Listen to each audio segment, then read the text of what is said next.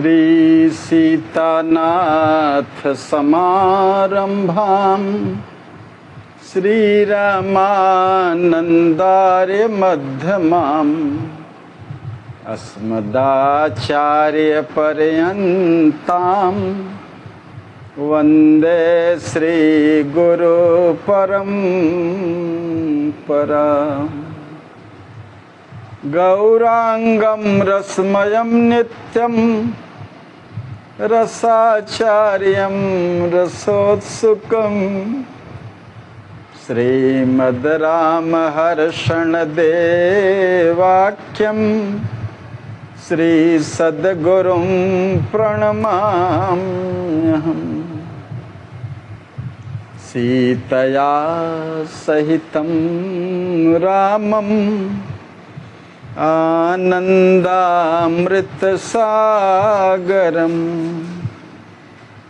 रसेन प्लावितं नित्यं रसदं रसरूपिणम्। अंजनीनन्दनं वीरं सुमित्रानन्दनं तथा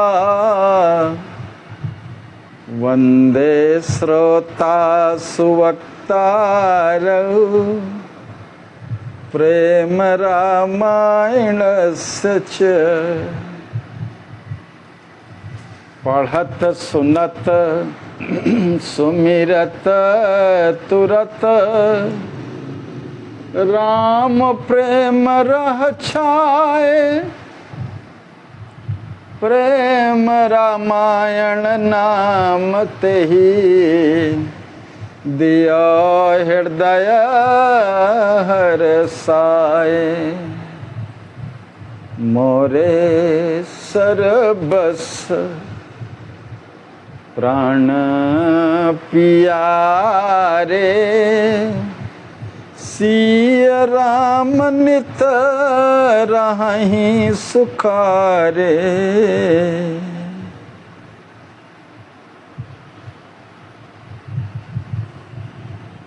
श्री प्रेम रामायण की कथा में ज्ञान कांड के अंतर्गत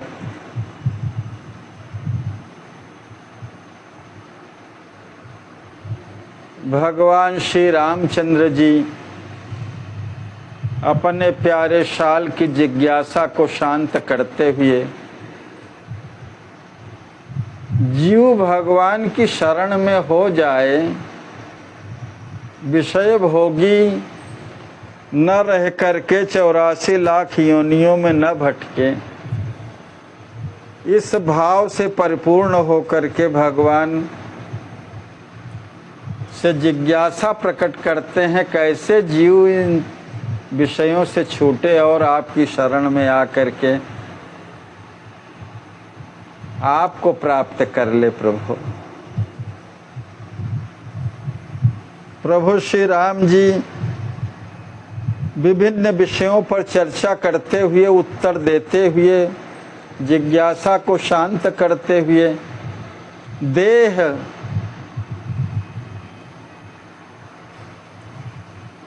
बिंदु पर आए हैं कि ये देह जो मानव शरीर है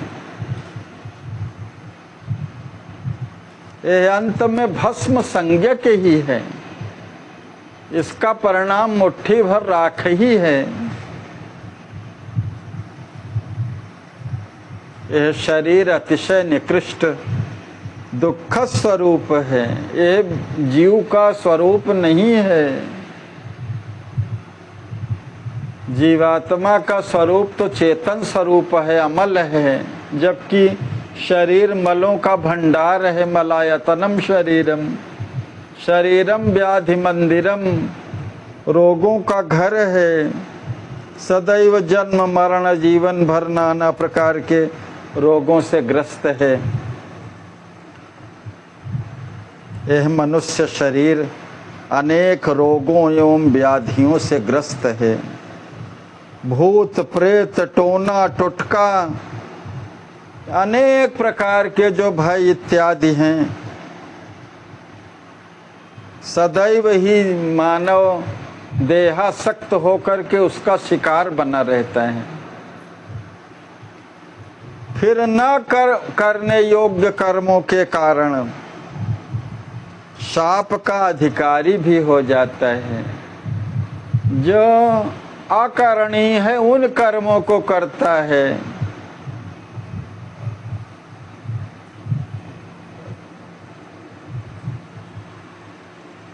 और अपनी सुरक्षा के लिए दूसरों को आहत करने का भी काम करता है, जिसके कारण शापित हो जाता है।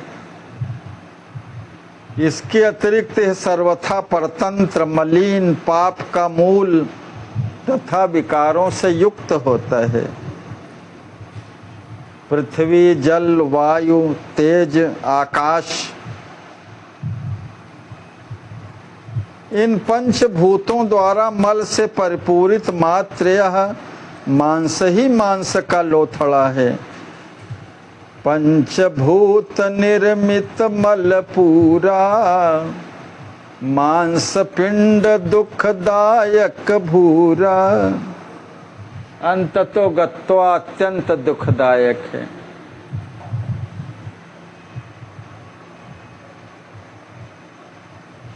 पंचरचित अधम शरीरा, क्षितिजल पावक गगन समीरा। पंचतत्व रचित शरीरा,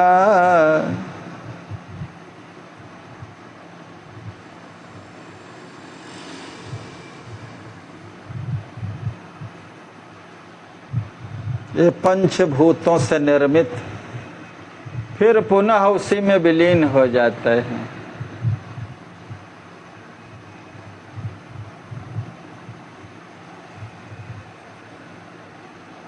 जिस देह से आसक्त होकर के विभिन्न प्रकार के विषयगत कर्मों में लिप्त रहता है और अपने स्वरूप को भूला हुआ जीव भगवान की शरण से दूर रह करके, अपने परम प्रियतम से दूर रह करके अन्यान्य विषयों का भोगी बना रहता है और दुख ही भोगता है, अनंत काल तक दुख भोगता है। घृणा रूप गुण कुंवर शरीरा,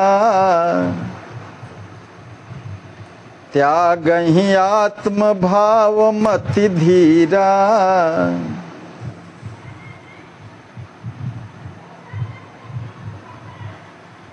नर शरीर नश्वर के लागी,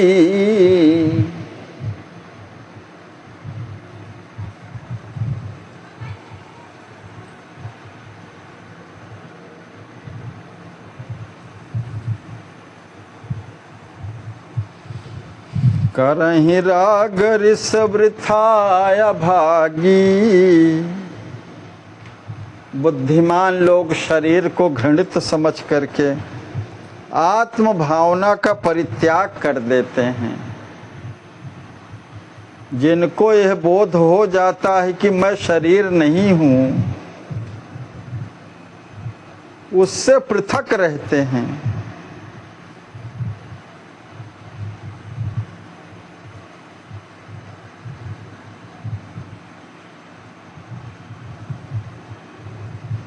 अभागी जीव इस क्षण भंगुर नश्वर शरीर के लिए एक दूसरे से वृथा ही राग द्वेष करते हैं।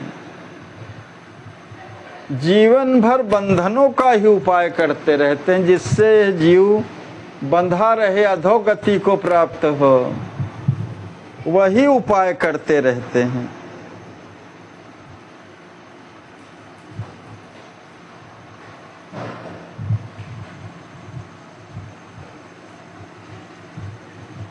हर्ष विषाद ज्ञान अज्ञाना, जीव धर्म अहमिति अभिमाना।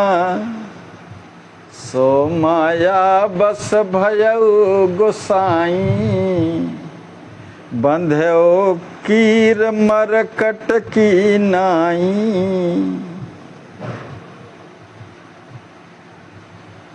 ऐसे द्वंद्वों में फंस करके जीव देह के प्रति आसक्त होकर के राग द्वेष भाव से युक्त रहता है, किंतु जो देह के प्रति आसक्ति का परित्याग कर देता है, राग द्वेष से परे हो जाता है, वो जीव संसार से सर्वथा निर्भय हो जाता है।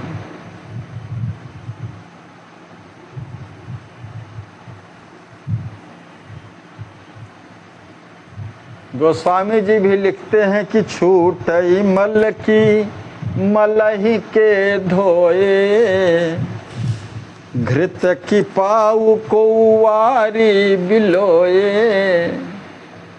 मल से मल का शोधन कैसे हो सकता है? कोई जल को बिलो करके घी कैसे प्राप्त कर सकता है? बिना भक्ति के, भगवत भक्ति के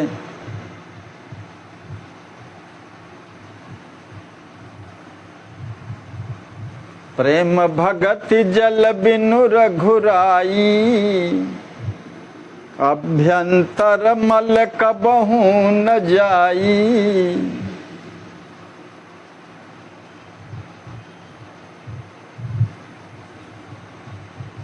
चर्म सार केवल यह देही, भय मय दुख मय जानहु तेहि। जो आसक्त राग द्वेष से सर्वथा परे हो जाता है, वो संसार से सर्वथा निर्भय हो जाता है। नहीं तो यह चर्मसार देह तो केवल भय कारक दुख स्वरूप ही है, ऐसा ही जानना चाहिए। भगत सुभगवत सेवन योगा, आहई भजन हित का बुध लोगा। बुध लोग विज्ञ जन भक्त और भगवंत के भजन एवं कैंकर्य के लिए ही मानव शरीर की उपयोगिता बताते हैं। देह धरे कर या फल भाई, भजिय राम सब काम बिहाई। नर तनु सम नहीं कौनऊ देही, जीव चराचर याचत जेही। प्रभु श्री राम जी कहते हैं कि हे श्री कुंवर, मैं यथार्थ में कहता हूँ कि मानव शरीर प्राप्त करके यह जीव परमार्थ पथ का सुंदर शोधन कर ले, नहीं तो विषय भोगों के हेतु इस दुर्लभ मानव जन्म को वृथा ही खो देगा। उस मूढ़ मति को सावधान हो जाना चाहिए।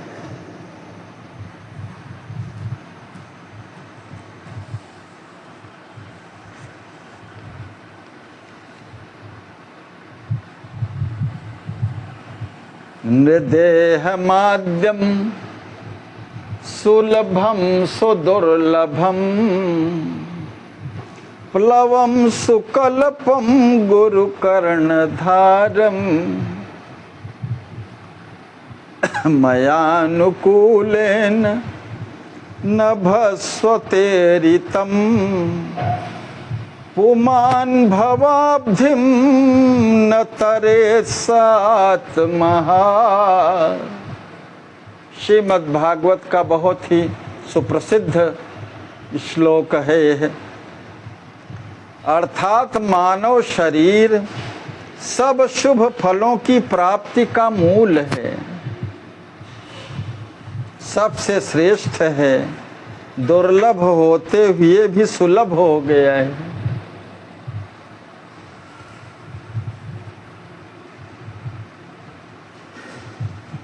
अखिल ब्रह्मांड में जितनी भी योनियां हैं, सब में मानव योनि सर्वश्रेष्ठ है, जिसे कर्म का अधिकार प्राप्त है। और सारी योनियां भोग योनि हैं। और उसमें भी भारतवर्ष में जन्म लिया हुआ मानव तो अति बड़भागी है।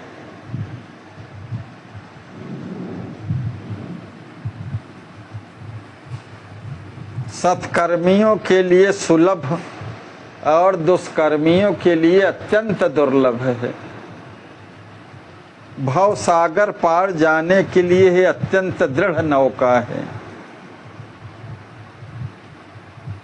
शरण ग्रहण मात्र से ही गुरुदेव इसके खेवैया बन करके पतवार का संचालन करने लगते हैं। जय जय। प्लवम सुकल्पम गुरु कर्णधारम मयानुकूलेन नभस्वतेरितम। भगवान कहते हैं कि मेरे कृपा रूपी अनुकूल पवन से प्रेरित हो करके यह लक्ष्य की ओर बढ़ सकता है। इसे पाकर जो संसार पार नहीं होता है, पुमान भवाब्धिम न तरेत सा आत्महा, वह आत्मघाती है।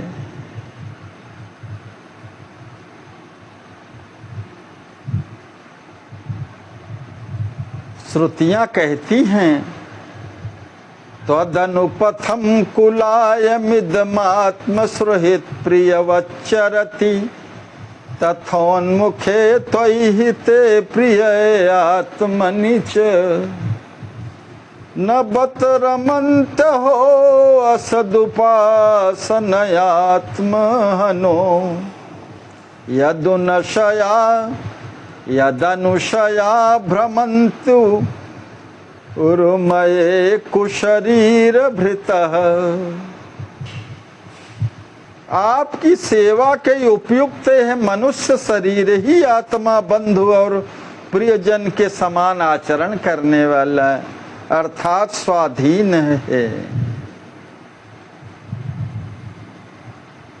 किंतु हाँ, इस साधन शरीर को पाकर भी आप ऐसे हितकारी प्रिय और आत्मा को सुहृद जान करके नहीं भजता, वरन असत ही माने शरीर में स्थित हो करके शरीर के संबंधियों से प्रीति करके व्यवहार में लगा रहता है।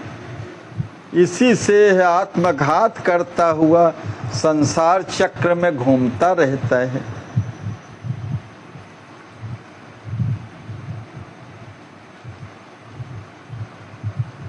अनेक चित्त विभ्रांता मोह जाल समावृता प्रसक्ता काम भोगेषु पतंत नरकेषु च।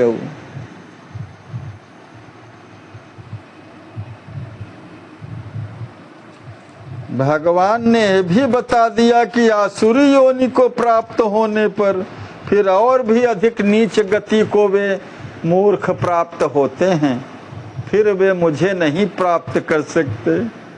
अतः मनुष्य को उचित है कि नरतन पाने पर अपनी आत्मा का उद्धार कर ले, उसे नीचे न गिरावे। उद्धरेत आत्मनात्मानम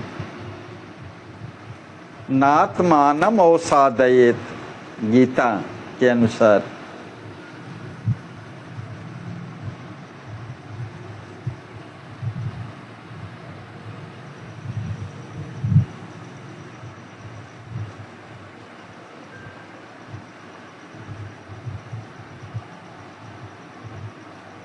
तीन चीजें दुर्लभ हैं और भगवत कृपा से प्राप्त हैं।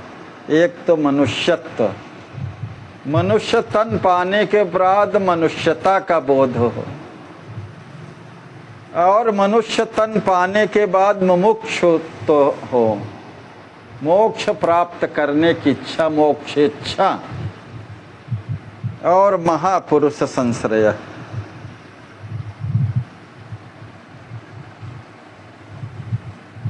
सत्संग।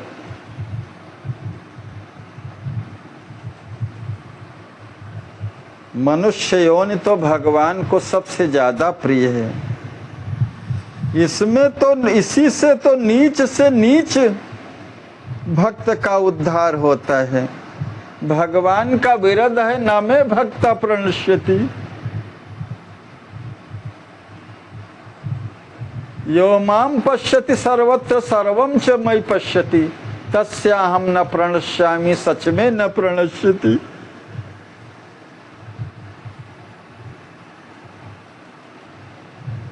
इसीलिए भटकते हुए जहाजी बेड़े को भगवान की अनुग्रह रूपी वायु सम्मुख आकर के विनाश मार्ग पर जाते हुए बेड़े को रोकती और उसे उचित मार्ग पर लगा देती है। कितनी बड़ी कृपा है। न में भक्तः प्रणश्यति। यह प्रतिज्ञा कैसे गाढ़े काम में काम आती है। जय जय। वही भगवान सद्गुरु के रूप में कर्णधार के रूप में मिल जाते हैं।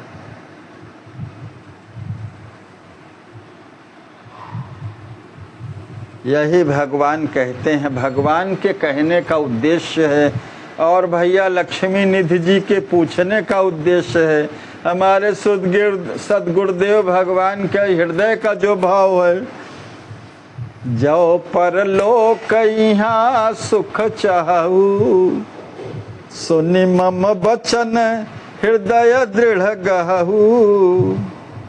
अगर यही लोक और परलोक दोनों जगह सुख चाहता है जीव, तो मेरी बात को सुन करके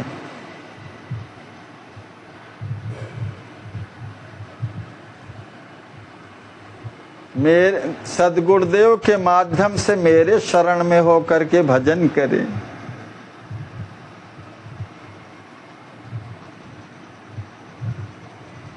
जय जय। दुख परिणामी भोग सब ताते दुख के रूप, भ्रमवश सुख करगी नहीं जन परे विषय के कूप। संसार के संपूर्ण भोग परिणाम में दुखप्रद होने से दुख स्वरूप ही हैं। विषय रूपी गहरे कूप में पड़े रहने के कारण भ्रमवश है जीव दुख को ही सुख मान लेता है। दुखमय भोगों को सुखप्रद करके मानता है। सरकार उदाहरण देते हैं, जिस प्रकार शरीर में खुजली होने पर खुजलाने में अधिक सुख का आभास होने से खुजलाने की क्रिया छोड़ी नहीं जाती, किंतु नख से विष संयोग को पा करके जब जलन होने से घाव बढ़ करके अतिशय दुखदायी हो जाता है, तब उसे पश्चाताप होता है कि वृथा ही मैंने इतना खुजलाया। परिणाम में जीव को महत कष्ट की अनुभूति होने से अपना सिर पीटने लगता है। जिस प्रकार सूखी हड्डी को चबाता हुआ कुत्ता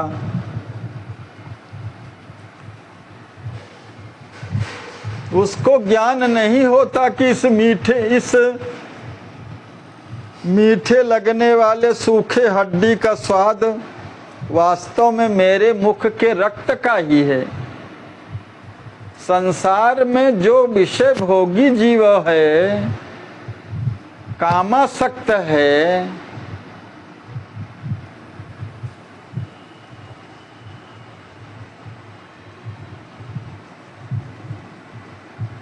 वह अपने इंद्रिय जन्य सुख को ही प्राप्त करता है। यथा यूनस तद्वत् परम रमणीयापि रमणी।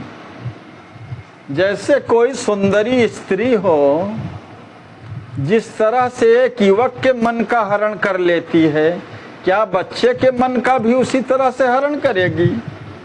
नहीं करेगी।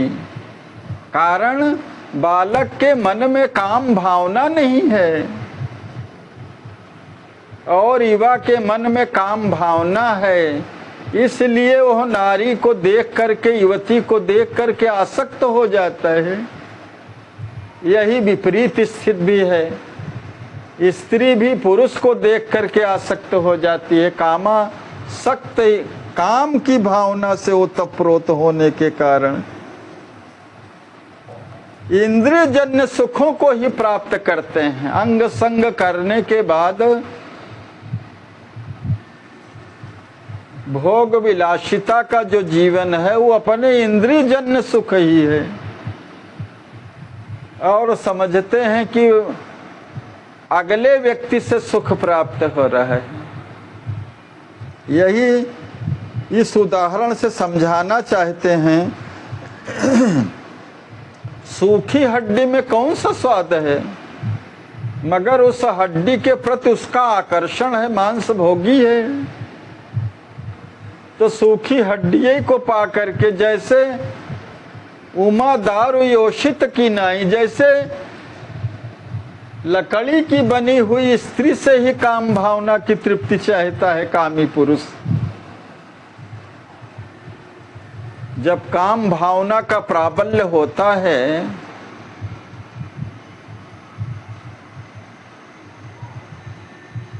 तो यही सब गति होती है। तो सूखी हड्डी चबाने लगा, उसका गाल फाड़ दिया, अंदर का तलुआ, और रक्त बह रहा है, कीड़े भी पड़ जाते हैं। इतना नाना प्रकार के दुख सहता है, उसके हृदय में वास्तविक ज्ञान नहीं हो पाता। ठीक इसी प्रकार से हे श्री कुंवर, मनुष्य की दशा है, दुख भोगता हुआ भी अज्ञानी ही बना रहता है। जिस प्रकार स्वाद लोलुप मक्खी मीठे की चाशनी में, शर्करा की चाशनी में उसका स्वाद लेने हेतु सचेत होने पर भी उसमें गिर जाती है, परिणाम क्या होता है, शर्करा में लिपट जाने से मर जाती है। ठीक इसी तरह से संसार के अज्ञानी लोग विषयों में आसक्त हो करके अनेक प्रकार के दुखों को भोगते हुए 84 लाख योनियों में चक्कर काटते ही रहते हैं। बुझे न काम अगिन तुलसी, कहूँ विषय भोग बहुगीत।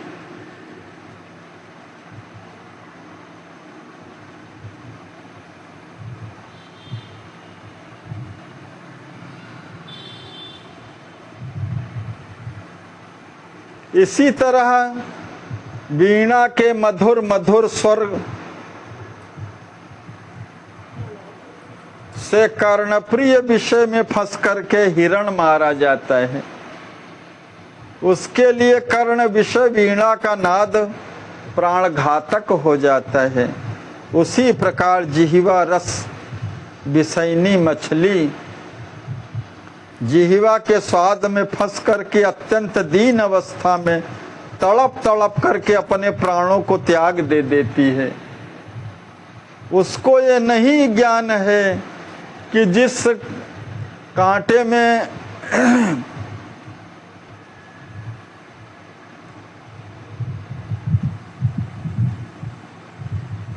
उस केचुए को लगा करके कटिया लगाई गई है, वो केचुए के लालच में कांटे उसके फंस जाते हैं, मछली के, और फंस जाता है।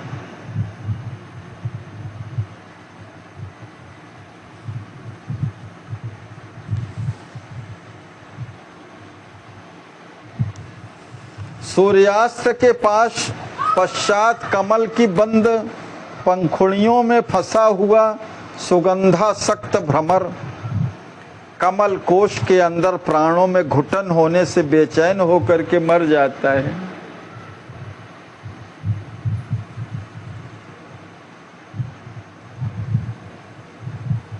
रूपासक्त पतंग प्रज्वलित ज्योति के रूप पर आसक्त होकर के अपने शरीर को जला करके किस प्रकार मर जाता है, ये सब प्रसंग संसार के लोग सब जानते हैं। काम विवश हाथी को पकड़ने के लिए दीर्घाकार गड्ढे को खोद करके उसे घास फूस से ढक दिया जाता है। गड्ढा दिखाई नहीं देता, ऊपर से ढका रहता है, और एक कृत्रिम हथनी को वहाँ रख दिया जाता है। कामातुर हाथी उसे आलिंगन करने हेतु जब उसके समीप जाता है तो गड्ढे में गिर करके मूर्छित हो जाता है। दूसरे के परवश हो जाने से कई दिन भूखा रखते हैं उसको। जब मृत प्राय हो जाता है तब उसको पकड़ लेते हैं। यह काम विषय की प्रबलता अतिशय दुखदायिनी है।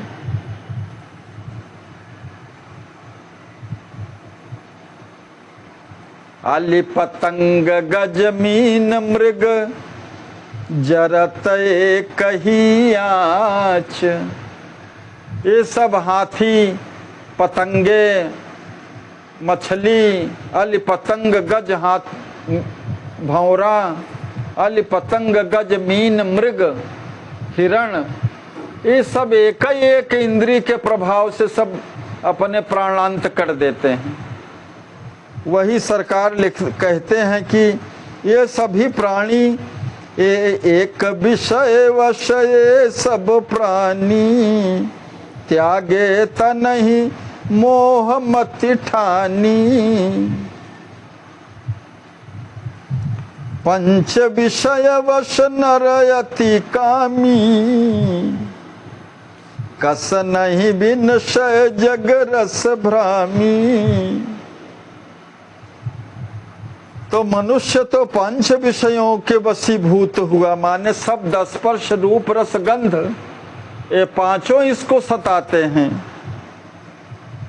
जिसके कारण वशीभूत हुआ। अति कामी हो पुरुष भव रस से भ्रमित हो करके कैसे न विनष्ट होगा। कह रहीम कैसे बचे जिन्हि सतावत पांच, ताते भोग कुरोग सम,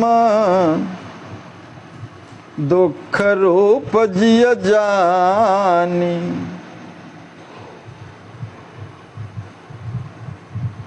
छोड़ चतुर नर भजहि मोहि, परम सुखद गुण खानी। इन भोगों को असाध्य रोग की भांति हृदय में दुख स्वरूप जान करके बुद्धिमान जीव इनको वमन के समान त्याग देता है।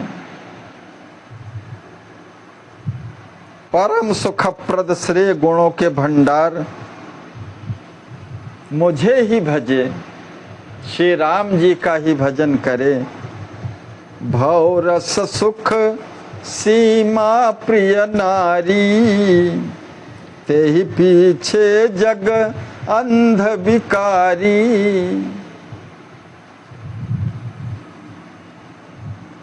प्रिय लगने वाली कामिनी, भाव रस के सुख की तो सीमा है, यही सीमा है भाव रस की, और क्या है। जिसके पीछे समस्त संसार अंधा होकर के काम विकार से ग्रस्त है। हे श्री कुंवर, मैं ऐसे उस काम स्वरूप नारी का विवेचन करता हूँ जिसे नरक स्वरूप जान करके कोई भी पुरुष उसका वर्ण नहीं करेगा।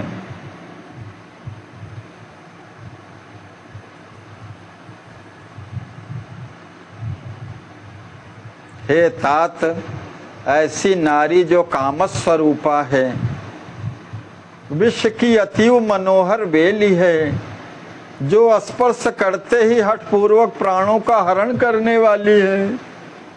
यह विश्व कन्या के समान भोग काल में ही प्राणों का हरण कर दुख से विदग्ध कर देने वाली है।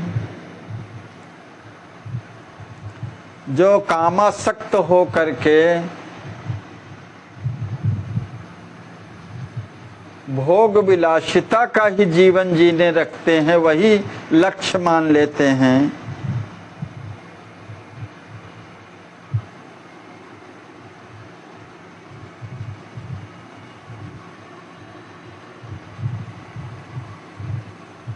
वह भगवान से दूर होकर के विषय भोगी बन करके दुख ही प्राप्त करते हैं। इसीलिए 4 आश्रमों में पहला आश्रम ब्रह्मचर्य का बनाया गया है। जीव अपने जीवन के प्रारंभिक काल में गुरुदेव जी की शरण में रह करके, गुरुकुल आश्रम में रह करके ब्रह्मचर्य की शिक्षा प्राप्त करके, धर्म की शिक्षा प्राप्त करके धर्मानुकूलित जीवन जिए, तब गृहस्थ में प्रवेश करे। गृहस्थ जीवन भोग विलासिता का नहीं है।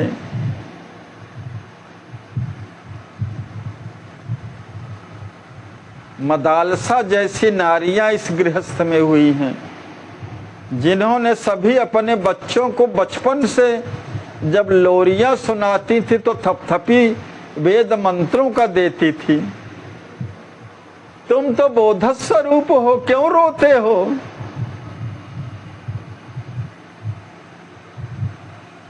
ब्रह्म से तुम्हारा निकटतम संबंध है, क्यों रोते हो?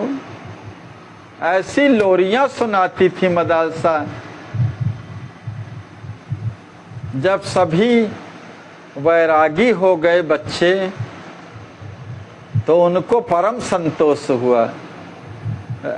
फिर उनके पति उनके सामने हाथ जोड़ करके खड़े हुए, देवी तुमने तो सभी बच्चों को अपने नियत मार्ग में लगा दिया, जो मानव तन प्राप्त करने की उपादेयता है उसमें लगा दिया। मैं प्रसन्न हूँ, मगर यह बालक एक जो बचा है, यह जो बालक है, इसको इस प्रकार की शिक्षा न दो, नहीं तो राज्य कौन संभालेगा मेरे बाद। अब मैं राज्य से मेरा भी मन हट गया है, प्रजा का पालन कैसे होगा आखिर। तो उनको उस बच्चे को थपथपी दे करके लोरी सुनाती थी यही, तुम तो यहाँ के राजा हो, क्यों रोते हो?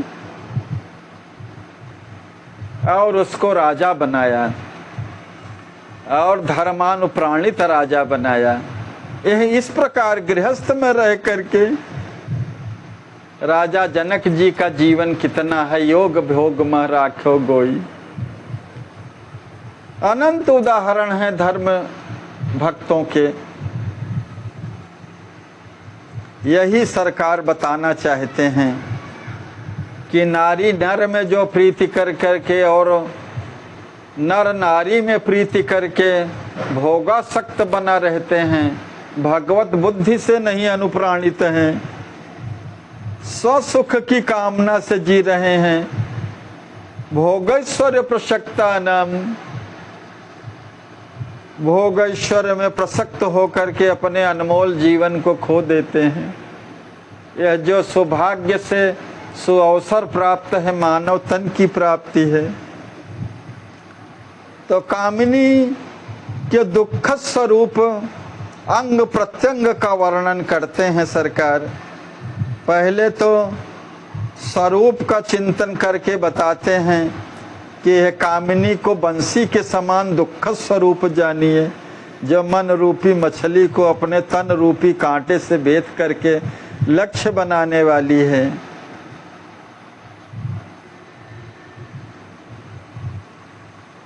श्रुतियों ने तो जीव के लिए नारी को बैतरणी नदी के सदृश दुखप्रद करके वर्णन किया है। कामिनी रूपी डाइन ज्ञान रूपी बालक तथा भक्ति रूपी बालिका को काल के सदृश उदरस्थ करने वाली है। कामिनी मदिरा से भरी एक बड़ी हंडिया हैं, जो सबको अपने अत्यधिक तीव्र प्रभाव से मदमत्त करने वाली है। काम स्वरूपा कामिनी कामाग्नि को प्रज्वलित करने में परम सहायिका, काम को प्रदान कर संपूर्ण शुभ कर्मों की विनाशिनी है। इसके चंगुल में फंसे हुए जीव को स्वप्न में भी मोक्ष का दर्शन नहीं होते हैं। उसको यह बोध ही नहीं हो पाता अनंत सौंदर्य निधान परमात्मा के एक कणांश से अखिल ब्रह्मांड सौंदर्यीभूत है। जो भी कुछ लोक में सौंदर्य दिखाई देता है, जो भी ऐश्वर्य दिखाई देता है, जो भी वैभव दिखाई देता है, जो भी आकर्षण दिखाई देता है, जो भी सुख की प्रतीति दिखाई देती है, सब भगवान के कणांश से ही सब अखिल ब्रह्मांड ओतप्रोत है। इसी तरह से सब ऐसे फंसा रहता है जीव। जैसे बालुका प्रदेश में सूर्य की प्रखर किरणों से आभाषित होने वाले भ्रांतिपूर्ण जल मृग के जीवन को अति दुख प्रदान करने वाला होता है, ऐसी ही नारी अविद्या स्वरूपा है। ऐसे पुरुषों के लिए जो विषय भोगी हैं, ऐसी नारियों के लिए जो विषय भोगिनी हैं, उनके लिए सरकार ने इस प्रकार से वर्णन किया है। चारों ओर से तीक्ष्ण धार वाली तलवार की मात्र स्पर्श करने से जैसे प्रभाव बिना दिखाए नहीं रहती, जैसे तलवार नग्न तलवार हो, चारों तरफ से धारदार ही है,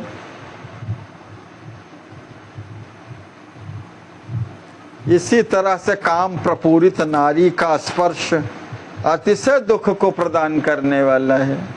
हाड़ तथा मांस पर आकर्षक चर्म का आवरण चढ़ा करके विधाता ने इसमें वायु भर करके सुंदर रचना की है। मांस पुतरिया कामी प्यारी, ता कहाँ जग कही नारी पुकारी। ये मांस की पुतली काम विवश पुरुष को बड़ी प्यारी है, उसी को संसार नारी कह करके पुकारता है। सूक्ष्म विचार करने पर पृथ्वी पर जमी घास के सदृश ही इस पुतली के सिर पर भी केस जमे हुए हैं। उसका सिर मिट्टी के ढेले के समान आभासित होता है। हे श्री कुंवर, सिर के भीतर रक्त के साथ मांस ही तो भरा है, फिर भी वृथा मनुष्य उसमें आसक्त बना रहता है। नारी के सिर के वे आकर्षक सुंदर केस जिन्हें सिर से उतार देने पर कोई छूता नहीं है, बिखरे बालों में और बिना बाल के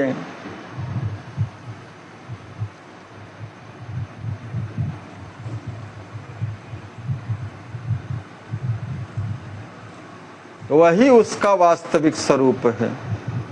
बालों को संवारे हुए नारी जिस प्रकार सुशोभित होती है, वैसी चारों तरफ बिखरे बालों से सुशोभित नहीं होती। और जब अधिक क्रोधा वेश में हो जाती है, तब तो वह भ्रमदायक और मोह की मूर्ति सी और ही अशोभनीय लगने लगती है। नारी साज श्रृंगार करने से ही सुंदर लगती है, किंतु सहज सुंदर कभी नहीं दिखाई देगी। भैया, माथे के नीचे जो गड्ढे बने हुए हैं, जिसमें अधिक ही मज्जा भरा हुआ रहता है, उस गड्ढे को लोग नेत्र कहते हैं।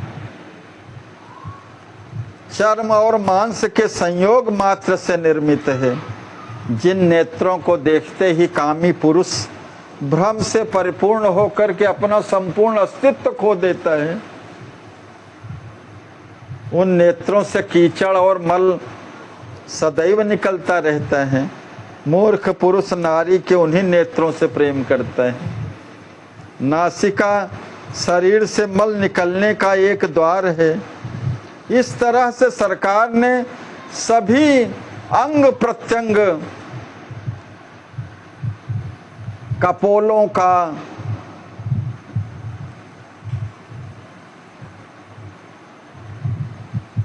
और सुंदर त्वचा का,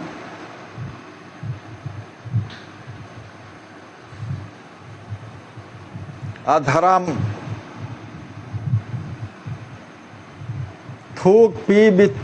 थूक लार इत्यादि से भरा हुआ जो मुख है अधर उसका पान करते हैं।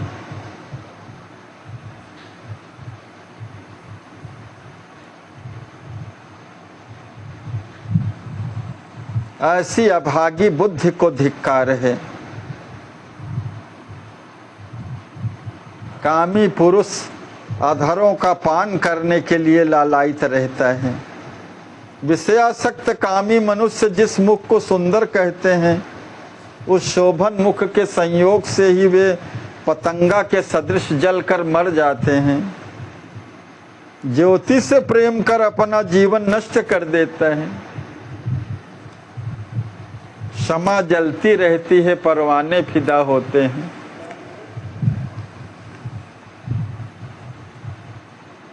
चाम मांस से विरचित मुख के पोले भाग में 32 हाड़ के दांत हैं। जहाँ मांस ही मांस से बनी रसना, रस ही रस के आस्वादन है तो सदैव लालायित रहती है।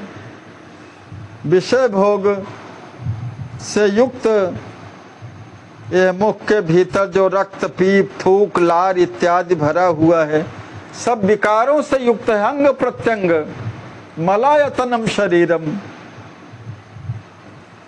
थूक कफ इत्यादि से भरा रहता है।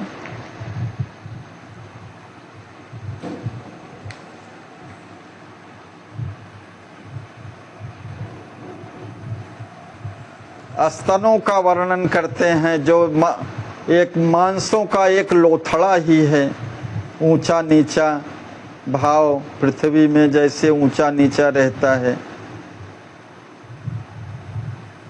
चाम मांस की प्रीत में आसक्त अज्ञानी मनुष्य महानरक की यातनाओं को भोगता हुआ कोटि कोटि कल्प व्यतीत होने पर भी उबरता नहीं है।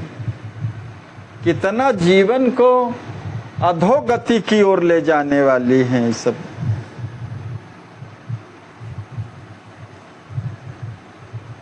जैसे मृत पशु के शरीर पर कौवा अपनी चोंच से चोट करता है, उसी प्रकार काम विषय वासना से ग्रसित मनुष्य नारी के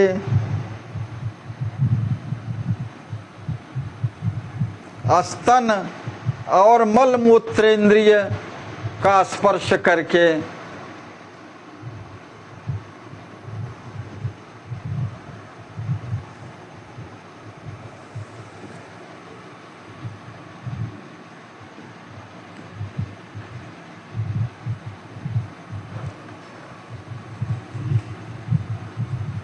अपने को समझता है कि मैं सुख प्राप्त कर रहा हूं।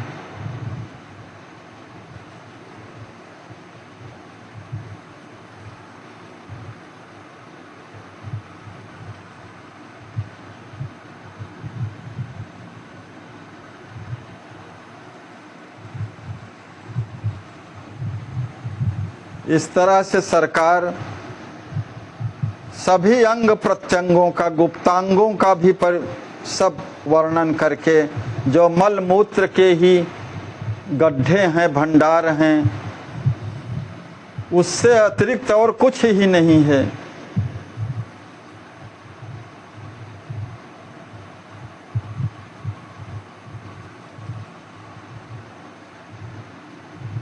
जो पुरुष और स्त्री के मल गुप्तांग हैं, सब मल मूत्र से युक्त हैं और उसके अतिरिक्त वहां कुछ है ही नहीं। मगर जो कुपुत्र हैं, सरकारी संज्ञा देते हैं, कुपुत्र उनको सुखकर करके कहता है।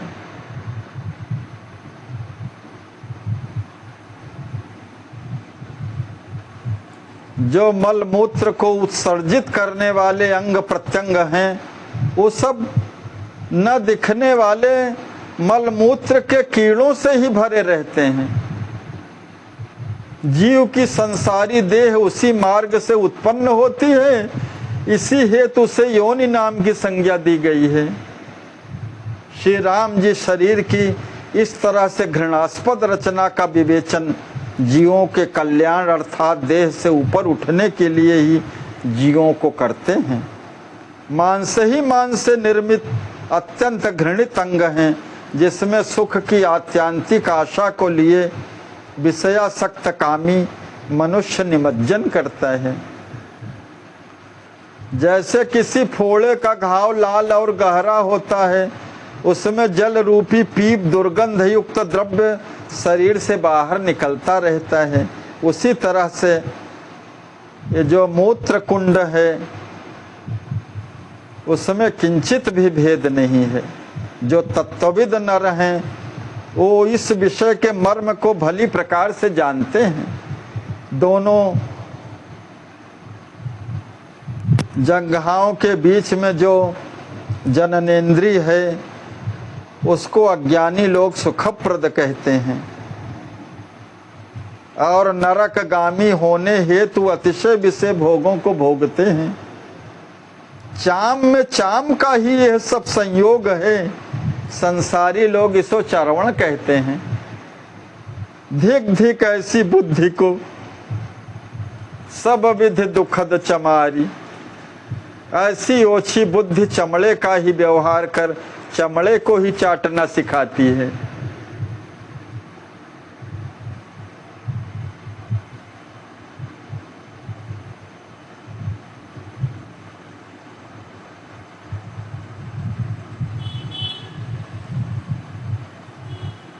यही सुख की परिसीमा मानता है अज्ञानी जीव।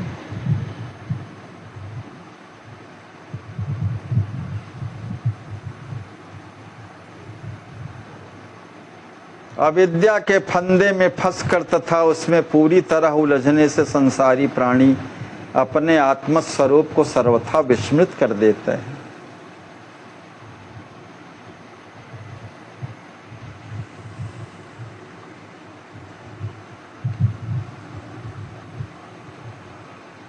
काम क्रोध मद लोभ सब नाथ नरक के पंथ।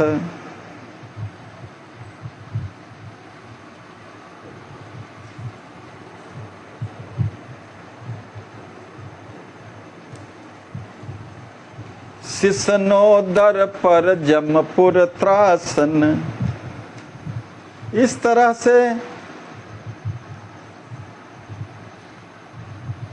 जो शिशनोदर परायण है उनका क्या कहना।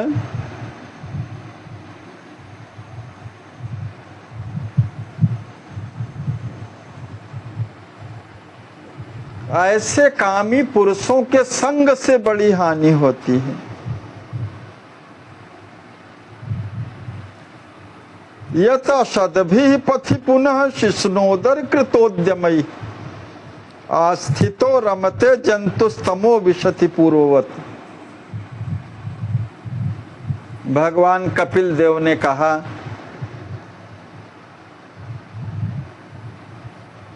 सन्मार्ग में चलते समय यदि इसका किन्हीं शिशनोदर परायण पुरुषों से समागम हो जाता है तो उनका अनुगमन करने के कारण यह पूर्व कथित नारकी योनियों में पड़ता है। केवल संग करने के कारण।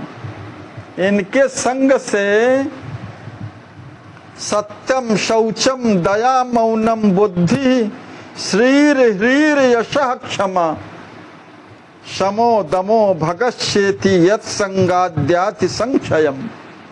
सब सत्य शौच दया मौन बुद्धि शील लज्जा भय क्षमा सम दम और ऐश्वर्य आदि समस्त सद्गुण नष्ट हो जाते हैं।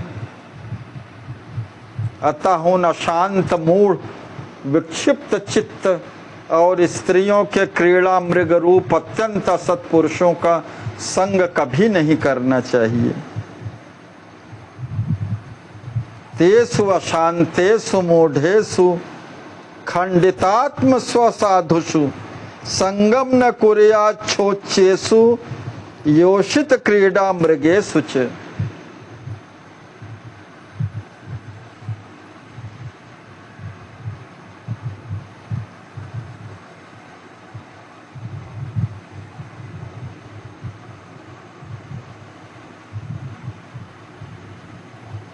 भूलेहु संगति करिय न काऊ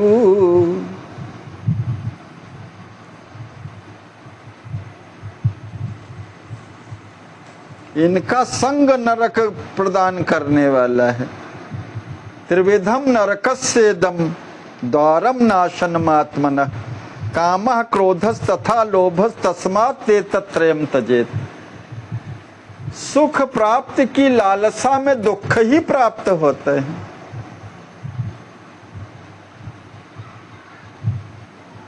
मगर दुर्भाग्य यह होता है कि उसी के परायण बना रहता है।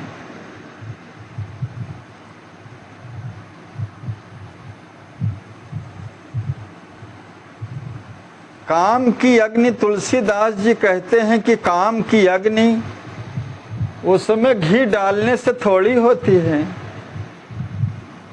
वो तो और बढ़ेगी।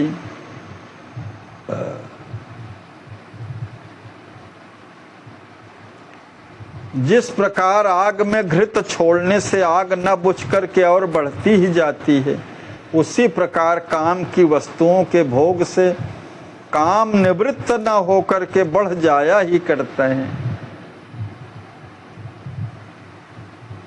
यत् पृथिव्याम व्रीहि अवम हिरण्यम पशवः स्त्रियः न द्रोहियन्ति मनः प्रीतिम पुंसः कामः तस्य ते न जातु कामः कामानाम् उपभोगेन शाम्यति हविषा कृष्ण वर्तमेव भूय एवाभिवर्धते।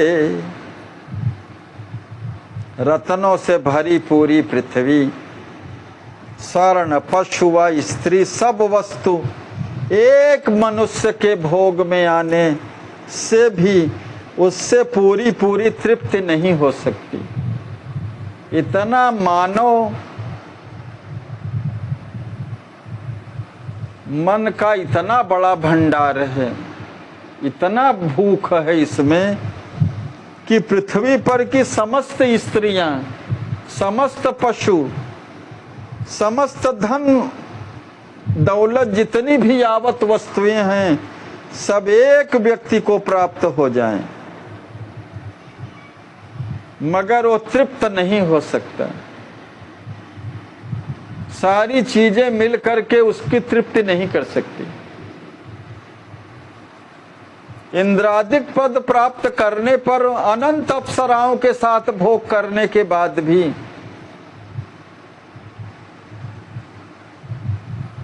जब उसका पतन होता है, एक लेख आया है, सब बहुत चर्चित है।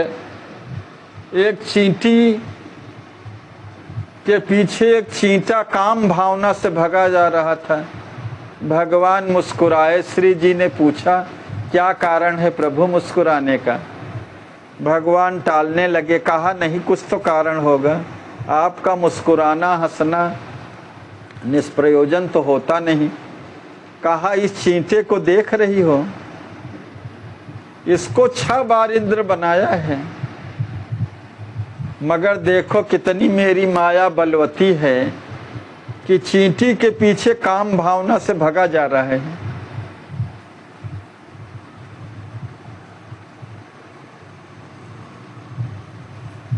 तो यह समझ करके भागवतकार कहते हैं व्यास जी कि शांति का आश्रय लेना ही उचित है। ययाति का प्रसंग है, अनेक प्रकार के ऐसे प्रसंग हैं। हजार वर्षों तक युवावस्था में रह करके सुख भोग किया विलासिता का, तब भी तृप्ति नहीं हुई, तो अपने पुत्र पुरु से यौवन प्राप्त किया। पुरु ने सोचा कि जब पिताजी इतने समय में नहीं तृप्त हुए तो मैं क्या करूंगा, 100 वर्ष तक की सीमा का यौवन लेकर के अपना यौवन दान कर दिया।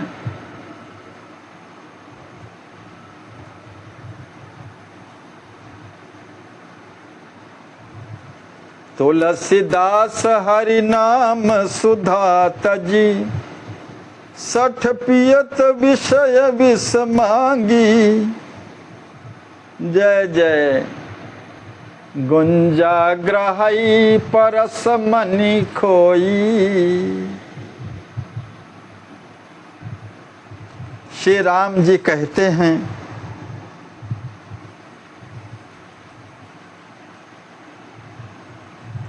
चाहे अपनी स्त्री हो या पर स्त्री ही क्यों न हो, विषय काम वासना से दोनों का ही सेवन त्याज्य है। जीव भोगी तो है नहीं, भोक्ता तो परमात्मा है, जीव तो भोग्य वस्तु है।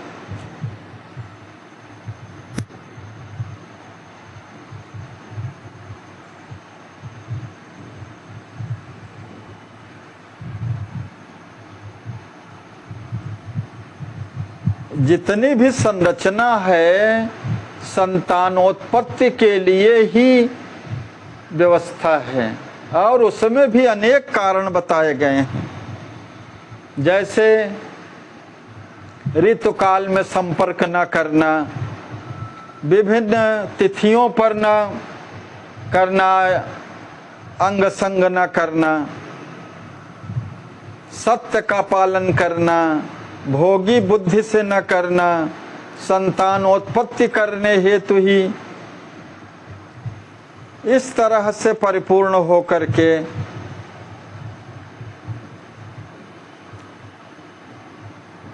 अपनी ही पत्नी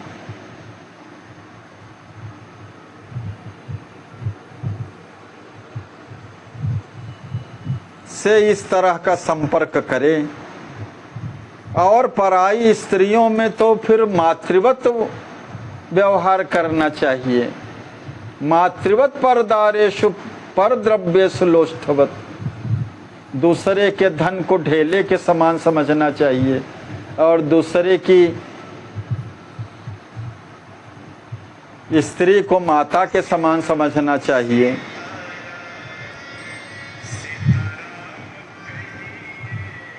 इस तरह से विषय रूपी फांसी का फंदा गले में डाल करके ज्ञान और प्राणों का शोषण करके दुख नहीं देना चाहिए और इस आत्मा को अधोगति की ओर नहीं ले जाना चाहिए। विषयासक्त जीव के हृदय में अविद्या का घनीभूत अंधकार छा जाता है। ऐसा जीव अत्यंत भयभीत होकर के यमपुरी में जड़ता बढ़ता रहता है। कोटि कोटि कल्पों तक सभी प्रकार के नरकों की यातनाओं को भोगता हुआ अंत में संसारी जीवों के योनि का क्षुद्रतम कीड़ा होता है। अनंत वर्षों तक योनि प्रदेश को अपना आवास बनाए हुए वह अत्यंत क्लेश से परिपूर्ण भोगों को भोगता है।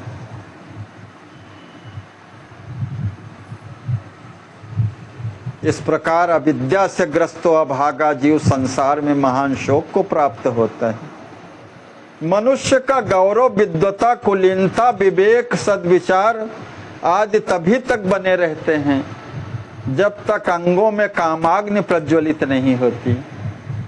काम पीड़ित व्यक्ति अपना मान सम्मान सब कुछ खो देता है। कामातुराणाम भयम न लज्जा, बहुत प्रसिद्ध वाक्य है, भर्तृहरि जी का है।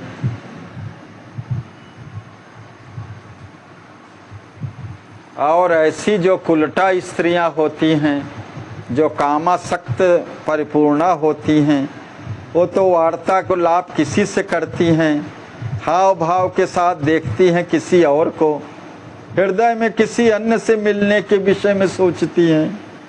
ऐसी स्थिति में पता ही नहीं चलता कि इनमें स्त्रियों का सबसे प्रिय कौन है। बात और किसी से करती हैं, देखती और किसी को हैं, हृदय में किसी और का चिंतन करती हैं। स्त्रियों का प्रिय कौन है? अर्थात कोई नहीं है। ये भर्तृहरि ने लिखा है इस तरह का भाव। भर्तृहरि अपने मन से कहते हैं, हे मन रूपी यात्री, कुछ रूपी पर्वतों के कारण दुर्गम कामिनी के शरीर रूपी वन की ओर मत जा। क्योंकि वहां कामदेव रूपी लुटेरा बैठा रहता है। भर्तृहरि कहते हैं कि जिस पुरुष के मन में स्त्री का देख करके विकार उत्पन्न नहीं होता वे धन्य हैं। सुंदर, चंचल एवं विशाल नेत्रों वाली, यौवन के गर्भ से अत्यंत पुष्ट स्तनों वाली, क्षीण उदर के ऊपर मध्य भाग में त्रिवली लता से शोभायमान विलासिनियों की आकृति को देखकर भी जिसके मन में विकार उत्पन्न नहीं हुए थे वे ही पुरुष धन्य हैं। भर्तृहरि जी ने जो वैराग्य शतक लिखा, जो श्रृंगार शतक लिखा और नीति शतक लिखा, इस सभी शतकों में इस तरह के लेख उनके प्राप्त होते हैं। वो लिखते हैं कि कामदेव श्वान को भी पागल कर देते हैं। ऐसे कुत्ते का वर्णन भर्तृहरि जी ने किया जो खाना न मिलने के कारण दुर्बल है, अंगों से भी विहीन भी है, काना लंगड़ा है, कटे कान वाला है, बिना पूंछ वाला है, घायल है, हजारों कृमियों से व्याप्त शरीर वाला है, भूख का मारा हुआ, बुढ़ापे के कारण शिथिल, मिट्टी के घड़े का मुंह जिसके गले में फंसा हुआ है, ऐसा कुत्ता भी कुतिया के पीछे पीछे दौड़ता है। अहो कामदेव सब प्रकार से नष्ट उस कुत्ते को और भी मार रहा है।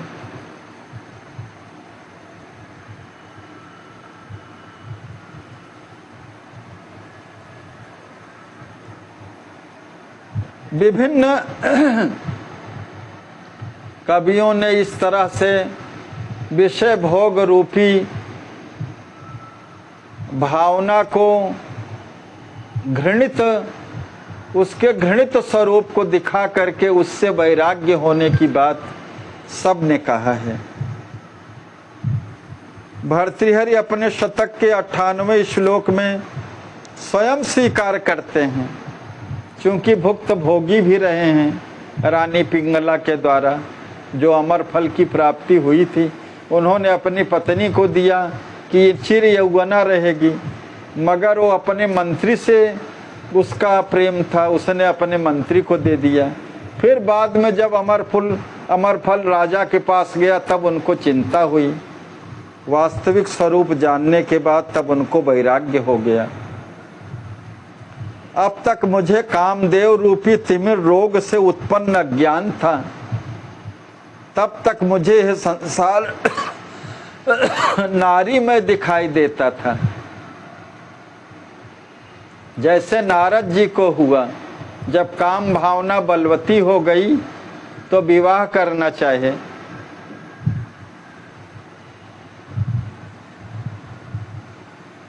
पुरुष देखें नारी में, नारी सब पुरुष सब अबलामयम। इस तरह से कामासक्ति होने पर यही होता है, जिसको जो चाहत है। इसीलिए भगवान के प्रेम में व्याकुल व्याकुल मना विरहे तु तन्मयम जगत। सर्वत्र जब पराकाष्ठा हो जाती तो सर्वत्र अपने प्रभु ही दिखाई देने लगते हैं। जब विषय भोग से वितृष्ण होकर के जीव भगवत प्रेम का प्रतीक बन जाता है, गुरुदेव के माध्यम से शरणागति प्राप्त करके चिर चिंतन में लग जाता है नाम रूप लीला धाम के,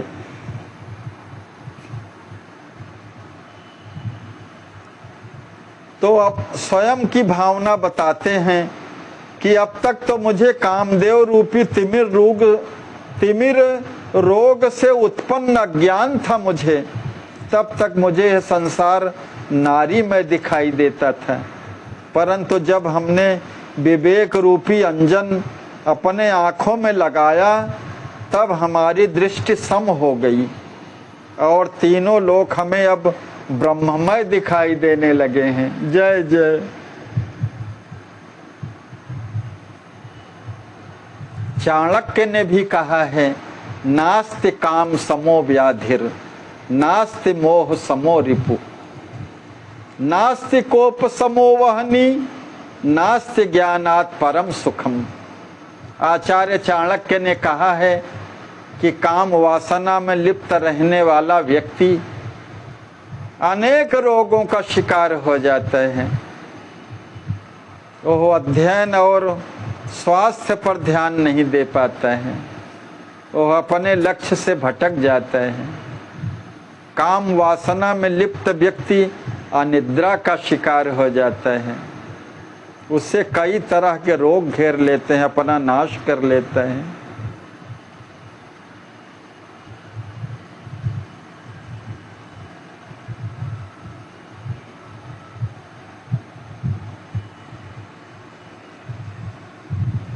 विषय रूपी फांसी का फंदा गले में डाल करके ज्ञान और प्राणों का शोषण कर को दुख देने वाली है। विषयासक्त जीव के हृदय में अविद्या का घनीभूत अंधकार छा जाता है।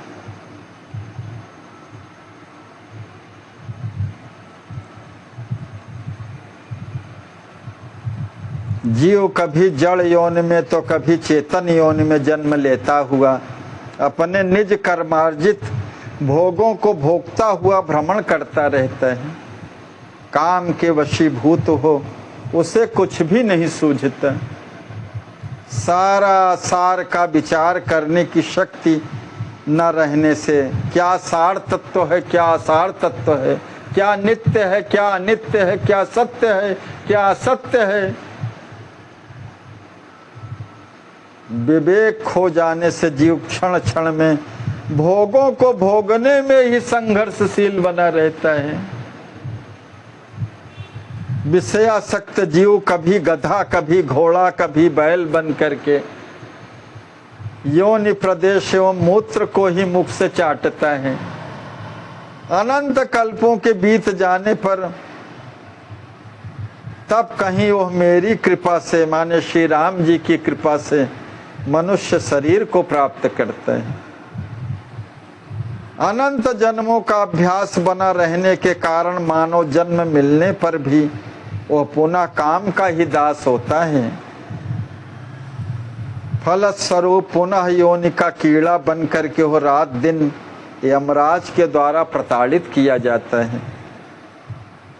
भाव रस में निमग्न अत्यंत कष्ट प्राप्त जीव को मुक्ति की आशा की एक किरण भी नहीं दिखाई देती। मुक्ति केर नहीं आस दिखाई, भव रस मगन शोक बहुताई, तबहु दशा नहीं महायावे, मल भक्षण महनित मन लावे। जीव के हृदय में विषय के प्रति वैराग्य की स्थिति नहीं आती। वह व्यर्थ ही ऐसे विचारों को रात दिन मन में लाता है। ऐसे घृणित कर्म विषयासक्त जीव द्वारा नारी तन को केवल भोग्य वस्तु मान करके वासना की दृष्टि से विचार करना अत्यंत घृणित मल के सदृश नारी शरीर का चिंतन है। उस दृष्टि से वो शरीर मल से तनिक भी भिन्न नहीं है। विषयासक्त जीव इस मल रूपी शरीर को ही चाटता है। इस घृणित मल सेवन में आनंदित होते हुए मल के कीड़े के सदृश दीनहीन है।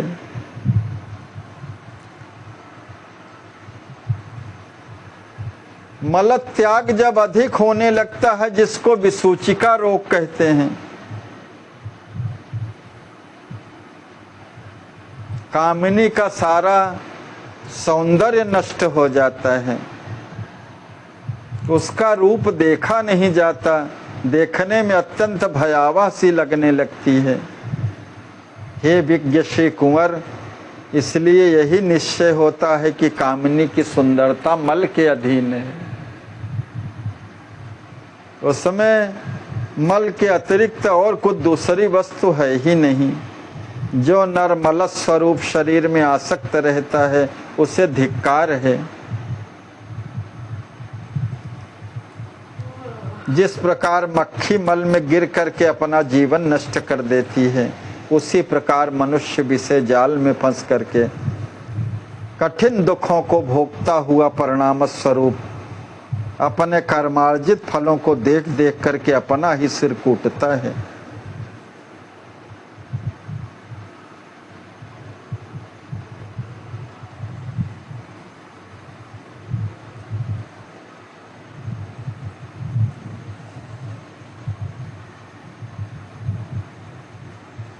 विषय कुपथ पाई अंकुरे, मुनि हृदय का नरवा पुरे। बिनु संतोष न काम न शाही, काम अछत सुख सपने हो नाही। जब तक व्यक्ति संतुष्ट नहीं होता है, तब तक काम विनष्ट नहीं होता है, और काम के बिना विनष्ट हुए जीव को सुख की प्राप्ति नहीं हो सकती। देह इंद्रिय मन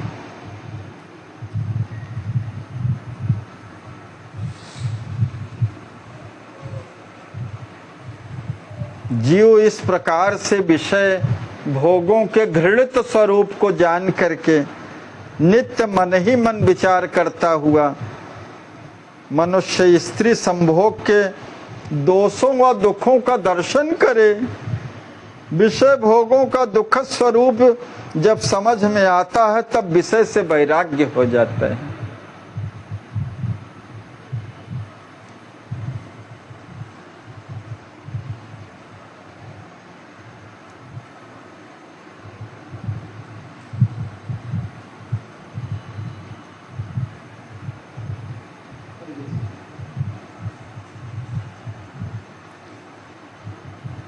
मानव तन की प्राप्ति तो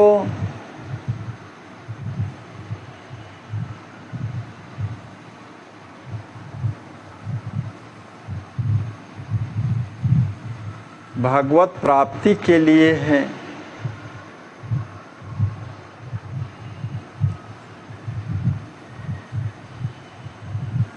किंतु विषय भोगी बन करके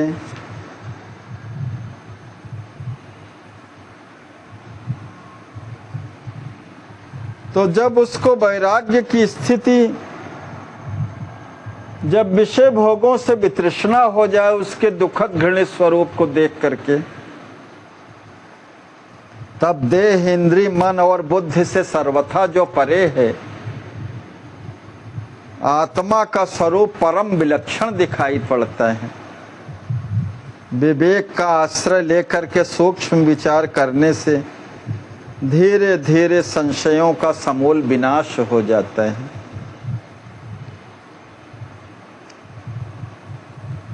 नरन हेतु नारी जिलिम घोषी।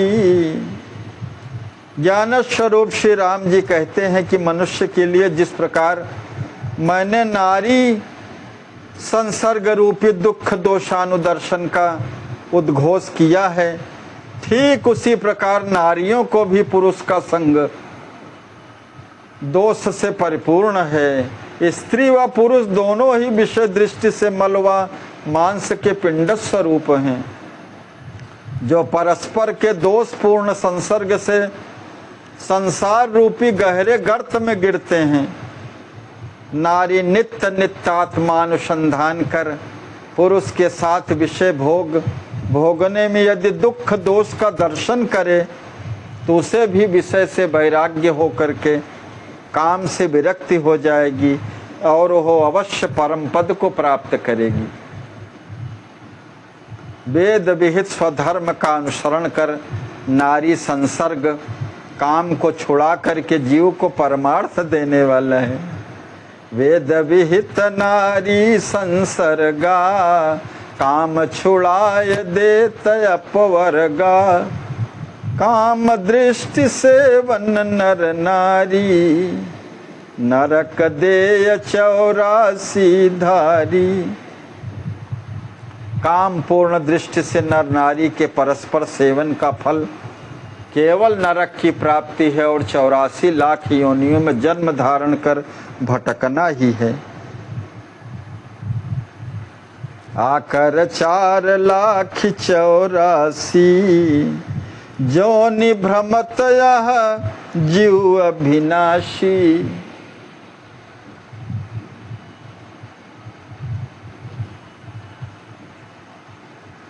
हे भाई, इस वासना में वृत्ति का परित्याग करके नर और नारी परमार्थ में अपने जीवन को लगा दें, विषय भोगों में न लगावें। परमार्थ दृष्टया नर और नारी इन दोनों को विकार रहित एक ही तत्व समझना चाहिए। सब चेतन तत्व हैं, आत्म तत्व ही तो वाह स्वरूप है। जो ब्रह्म तत्ववेत्ता होते हैं उनको स्त्री पुरुष का स्वरूप ही नहीं दिखाई देता। गोपियां स्नान कर रही थीं, व्यास जी उधर से गुजरे, जो सुखदेव जी के पिताजी थे। व्यास जी के गुजरने पर वो गोपियों ने अपने तन को वस्त्र से ढक लिया और सुखदेव जी गए तो उनको कोई प्रभाव ही नहीं पड़ा, जैसे थी वैसे रही। नारद जी ने पूछा ऐसा क्यों? वृद्ध व्यास जी गए तो आपने वस्त्र डाल लिया और युवा सुखदेव गुजरे इधर से तो आपको कोई लज्जा नहीं आई? कहा हाँ मुनिवर, व्यास जी को तो अभी बोध है कि मैं स्त्री हूं, सुखदेव जी को ये बोध नहीं है कि मैं स्त्री हूं। उनको स्त्री पुरुष का भेद ही नहीं मालूम है। अपवर्गस तृतीय व्याकरण में एक सूत्र है, यद्यपि उसका अर्थ है नहीं है, मगर एक बार अपवर्ग के प्रसंग में मैंने यही इसकी व्याख्या की कि अपवर्ग तीसरे को मिलेगा, जो न स्त्री होगा न पुरुष होगा। माने स्त्री पुरुष के भेद से परे होगा, नपुंसक न होगा। स्त्री पुरुष के भेद से जो परे है,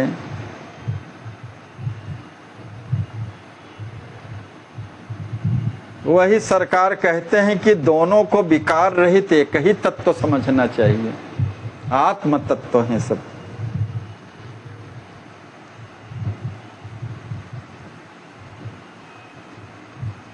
हे भाई, मैंने आत्मा को छोड़ करके मात्र विषय भोगों के दारुण दोषों का दर्शन कर उनका वर्णन किया है। आत्म प्रेम में विषयों का लवलेश नहीं है। राग में ही सब दोष दिखाई देते हैं, अनुराग में नहीं। प्रेम में नहीं दिखाई देता, एक भी दोष नहीं रह जाता। प्रेम नित्य है, अमृत है, परम सुखप्रद है। राग अनित्य है, विष के समान दुख का धारक है। प्रेम अनल्प, संपूर्ण दिव्य गुणों का भंडार है। राग अल्प, पवित्र एवं दुर्गुणों का प्रदाता है। प्रेम नित्य अमृत सुखकारा, राग जनित विष सम दुख धारा। प्रेम अनल्प दिव्य गुण खानी, रागाल्पा शुचि दुर्गुण दानी। निर्मल प्रेम ही जानियहि, स्वार्थ बिन प्रभु रूप। राग समल स्वार्थ सहित, घृणित देत भवकूप। हमारे आचार्य महाप्रभु स्वामी श्री रामहर्षण दास जी महाराज कहते हैं कि परम विशुद्ध, निर्मल, स्वार्थ रहित प्रेम को ही प्रभु का स्वरूप समझना चाहिए। राग अशुद्ध व स्वार्थपूर्ण होने से भव के घृणास्पद गहरे कूप को ही प्रदान करने वाला है। प्रेम में एकत्व तथा सुंदर समत्व की भावना समाहित रहती है। राग में अनेकपन की भावना दोष तथा विषमता भरी रहती है। प्रेम में वही अकेला रहता है।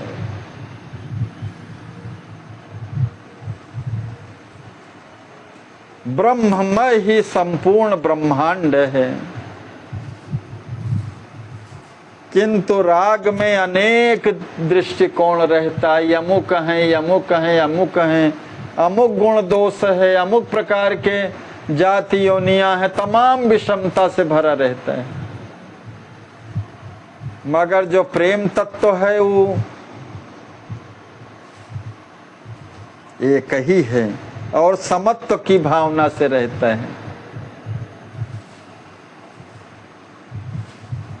राग में विषमता होती है और प्रेम में समत्व होता है। प्रेम का सागर बहुत ही गंभीर है,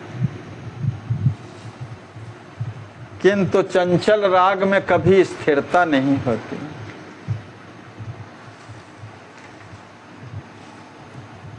प्रेम मध्य एकत्व सुसमता, राग बहुत पन दोष विषमता। प्रेम पयोधि महागंभीरा, चंचल राग रहे नहीं थीरा।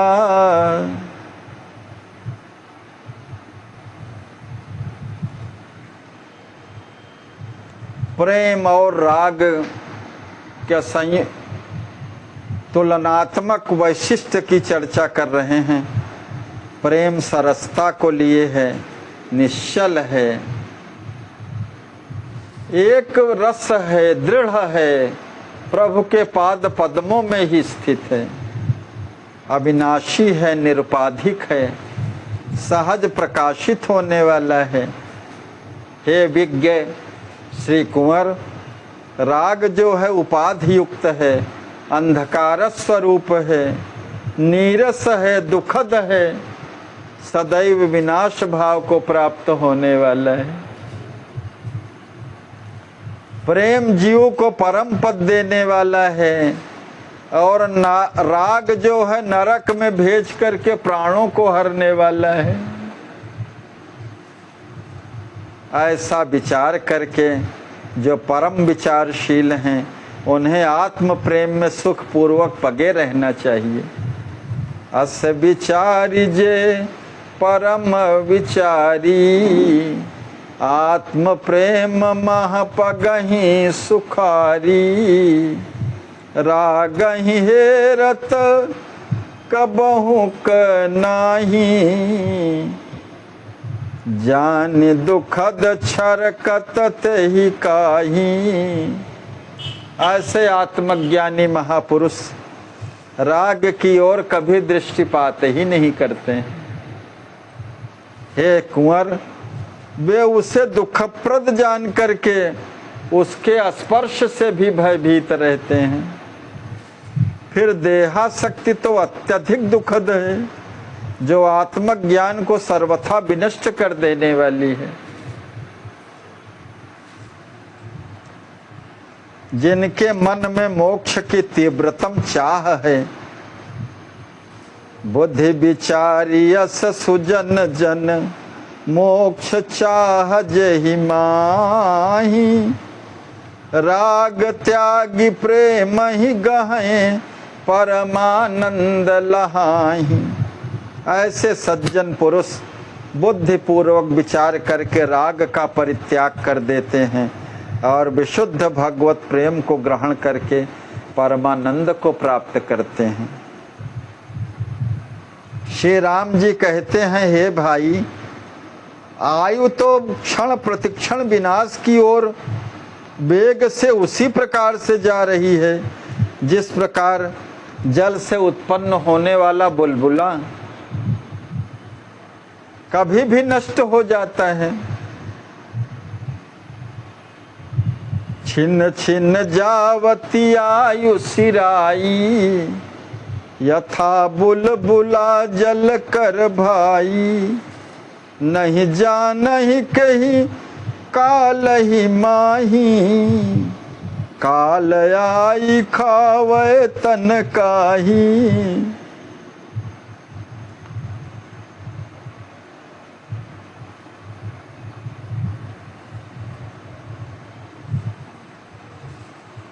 कौन जानता है कि किस समय काल आकर के हमारे शरीर को उद्रस्त कर लेगा।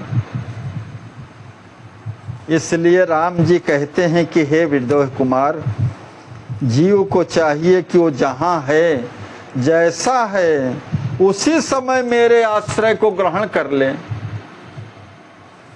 जय जय और प्रेम प्रदेश में निवास करे।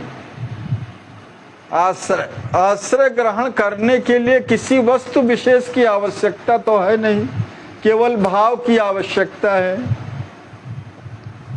जहाँ है, जैसे है, उसी क्षण समर्पित हो जाए और आश्रय ग्रहण करने का तात्पर्य है कि प्रेम प्रदेश में निवास करे। फिर यह अभागा मनुष्य अपनी बाल्यावस्था, युवावस्था, जरावस्था को जब विषय हेतु ही गंवा देता है, तब यमराज के द्वारा दंड स्वरूप उसको असह ताड़ना दी जाती है।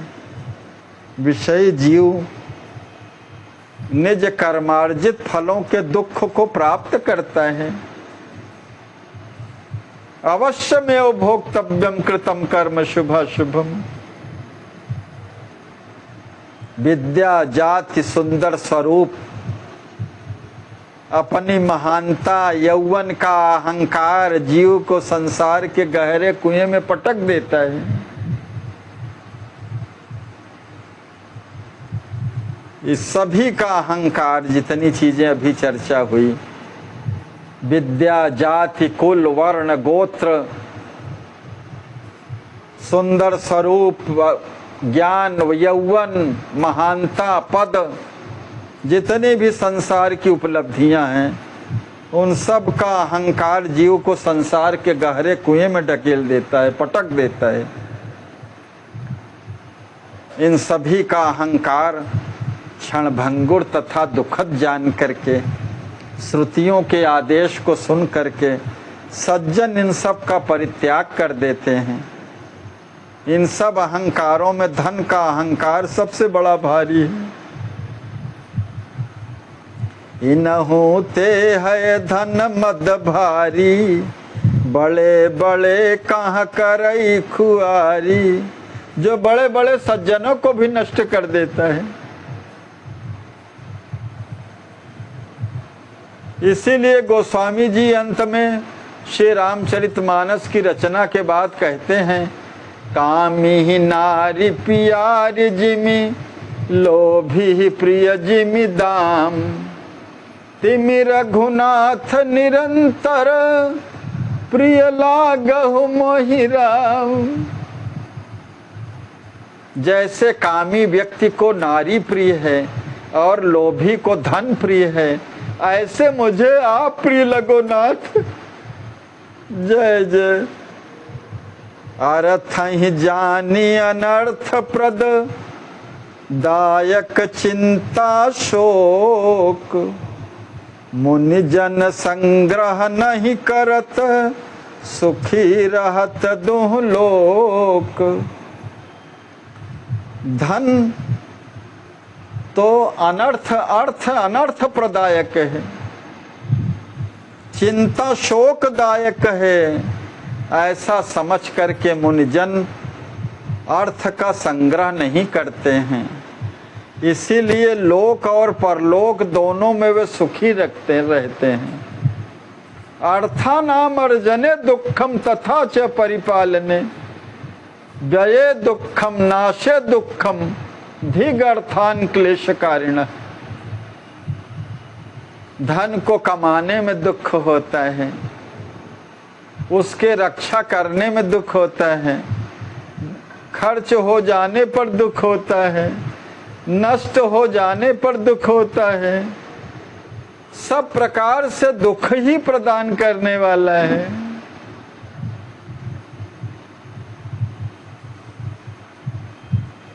मनुष्य अर्थोपार्जन करते समय दूसरे पर आश्रित रह करके कष्ट सहता हुआ जीवन यापन करता है, और जब संपत्ति प्राप्त कर लेता है तो उसकी रक्षा हेतु चिंता के वशीभूत हो जागता है, जबकि सारा संसार उस समय सोता रहता है। कहीं उसके संचित धन का अकस्मात विनाश हो जाए तो उसके दुख का वर्णन नहीं किया जा सकता। कोई कोई तो धन की हानि पर अपने प्राणों की हानि कर बैठते हैं। धनार्जन, संग्रह, फिर उसका विनाश, ये सब दुखप्रद और ब्रह्म के विकासक ही समझने चाहिए। धन के गर्व में मनुष्य बड़े बड़े पाप करता है,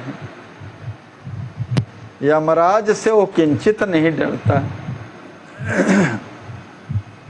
स्वार्थपरायण जीव अपने कपट युक्त कर्मों के द्वारा भगवान, गुरुदेव, ब्राह्मण, संत, देवता एवं गाय सभी को संताप देता है।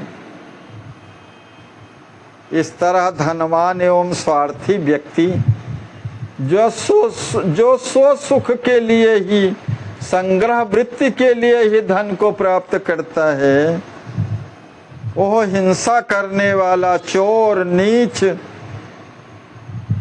शराबी बन करके अपने बाहुबल से पर स्त्री का हरण करता है।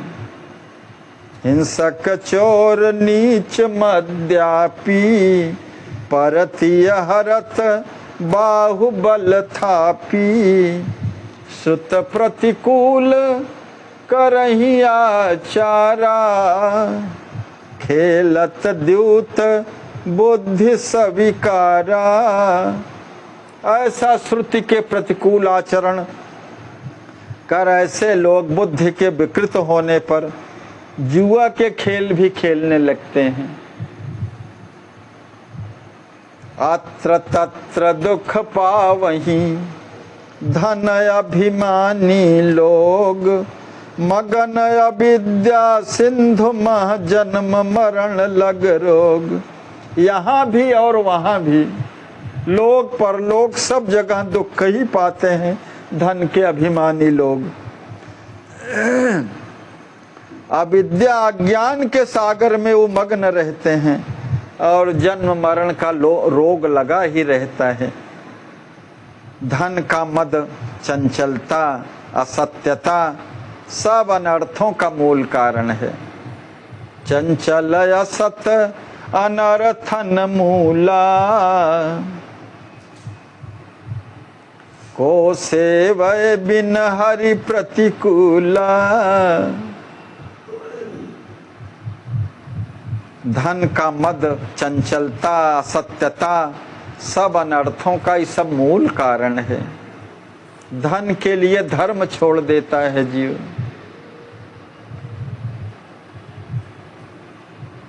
झूठ बोल करके, असत्य संभाषण करके इसका सेवन श्रीहरि के प्रतिकूल रहने वाले जीव के सिवाय और कौन करेगा? जो भगवान से विमुख है वही धनाभिमानी बन करके आसक्त मना बना रहेगा, विषय भोगी बना रहेगा। ऐसा विचार करके, तृष्णा का परित्याग करके मेरे भक्त विरागी हो करके मात्र मुझे ही भजते हैं।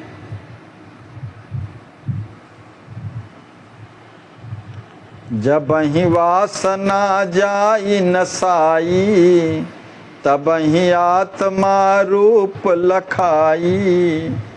जब हृदय से वासना का समूल नाश हो जाता है तब आत्मा का स्वरूप बुद्धि के दर्पण में स्पष्ट दिखाई देने लगता है। मैं परमात्मा अत्यंत शीघ्रता से उसके हृदय में दृष्टिगोचर होकर के उसके अनुभव का विषय बन जाता हूँ।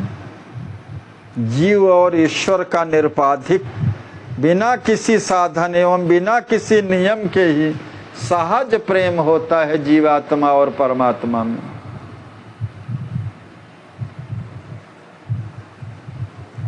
प्रभु प्रेम अनुदिन प्रतिक्षण विवर्धित होता जाता है, किंतु फिर भी उसके हृदय में संतुष्टि नहीं होती है।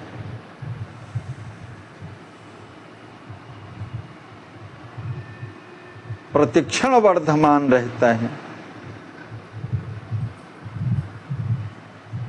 परमात्मा के अतिरिक्त उसके जीवात्मा के अंदर कोई और दूसरी भूख है ही नहीं।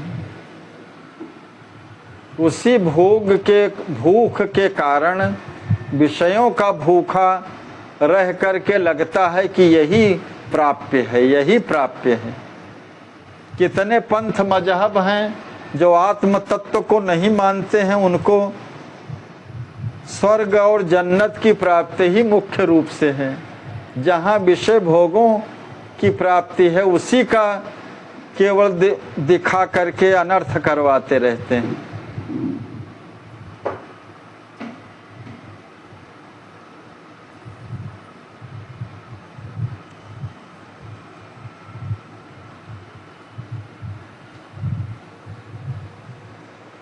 परमात्मा और उनका भक्त परस्पर एक दूसरे को देख करके रस से ओतप्रोत हो करके दूसरे के मन को आकर्षित कर लेते हैं। तब तो फिर प्रेम रस की धारा उन युगल को ही अपने में आत्मसात कर एकमात्र आनंद आनंद आनंद के सिवा और कुछ नहीं, फिर आनंद ही आनंद सर्वत्र छा जाता है।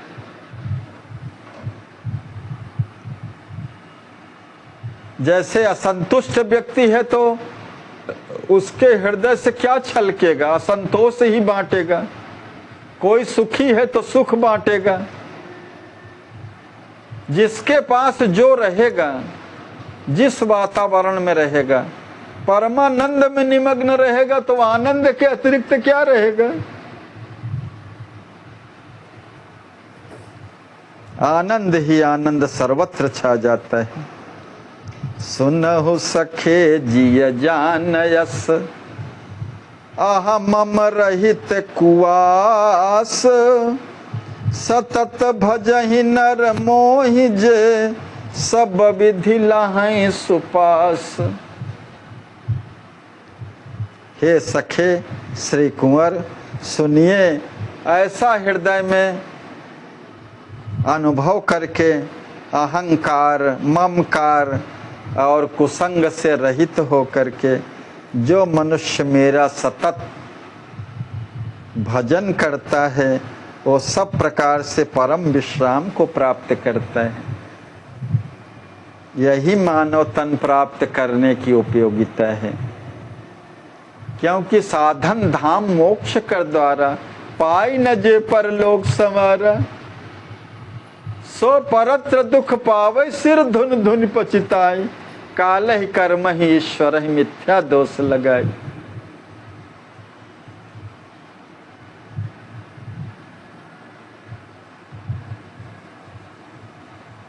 श्री राम जी के चारों चरणों में प्रणाम करके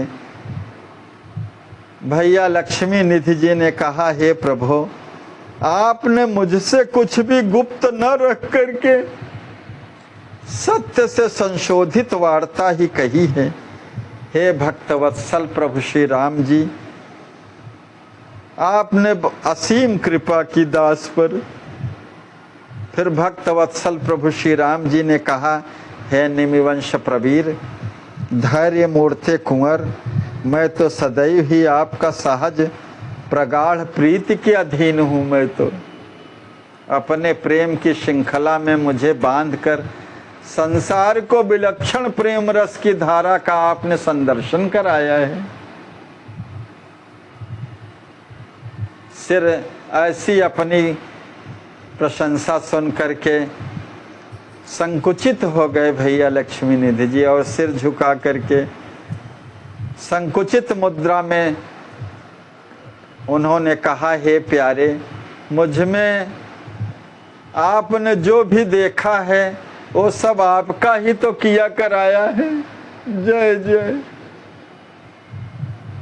भगवत कृपानुगामी बना रहता है प्रेमी हृदय। हे प्रभु, सब कुछ तो आप ही हैं, आपके अतिरिक्त और कुछ है ही नहीं, क्योंकि कर्ता, कर्म, करण और क्रियाओं के द्वारा होने वाली सभी चेष्टाओं में आप ही प्रतिष्ठित हैं।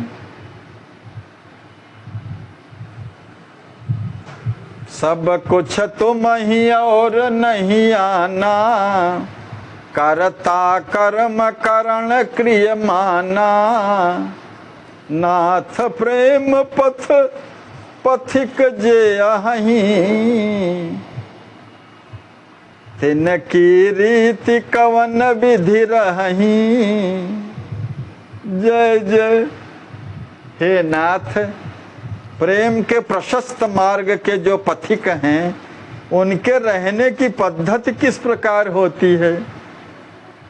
हे नाथ, जो आपके अत्यंत प्यारे निज जन हैं उन्हें किस प्रकार संसार में पहचाना जाए। आप अपना निज भक्त जान करके मुझे यह सब समझा करके कहिए नाथ, जिससे तुरंत ही उन्हें पहचाना जा सके।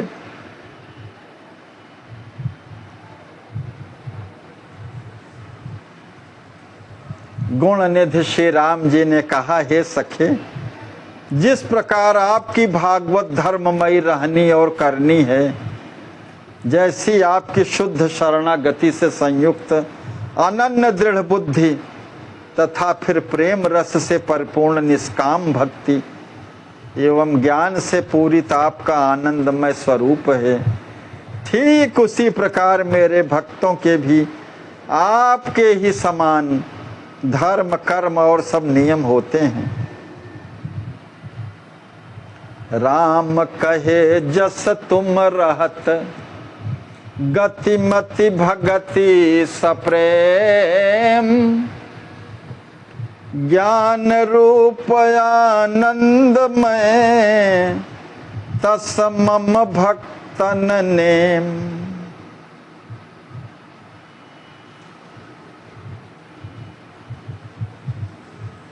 आज यहीं पर कथा को विश्राम। कल श्री राम जी फिर विशुद्ध संतों के, भक्तों के जो सद्विचार और गुण होते हैं जिससे उनको पहचाना जा सके, इस स्वरूप का वर्णन हम लोग कल श्रवण करेंगे। आज यहीं पर कथा को विश्राम। सीताराम जय सीताराम, सीताराम जय सीताराम, सीताराम जय सीताराम, सीताराम जय सीताराम, सीताराम जय सीताराम, सीताराम जय सीताराम।